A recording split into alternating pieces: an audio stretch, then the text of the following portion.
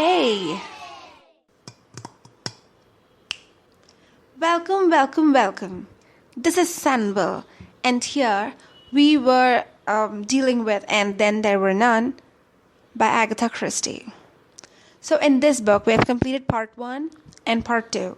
In part 1, we saw the character Mr. Justice Wargrave, and in part 2, we saw things and incidents which were around Vera Claythorne. And in part 3 of chapter 1, we are going to see the character of Philip Lombard. So let's see who he is. Philip Lombard, summing up the girl opposite in a mere flash of his quick-moving eyes, thought to himself, "Quite attractive, a bit schoolmistressy perhaps. A cool customer, he should imagine, and one who could hold her own in love or war. He'd rather like to take her on."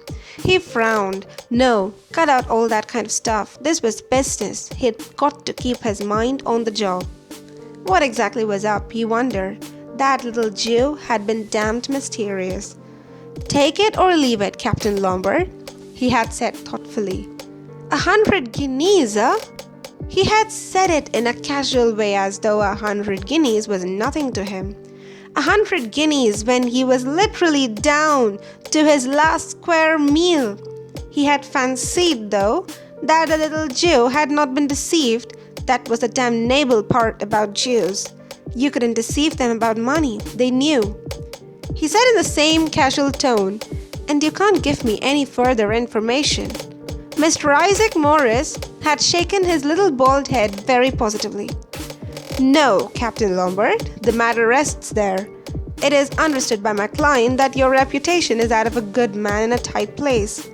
I am empowered to hand you 100 guineas in return, for which you will travel to Sticklehaven, Devon. The nearest station is Oakbridge. You will be met there and motor to Sticklehaven, where a motor launch will convey you to Soldier Island. There you will hold yourself at the disposal of my client." Lombard had said abruptly, "For how long?"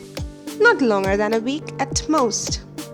Fingering his small moustache, Captain Lombard said, "You understand I can't undertake anything illegal." He had darted a very sharp glance at the other as he had spoken.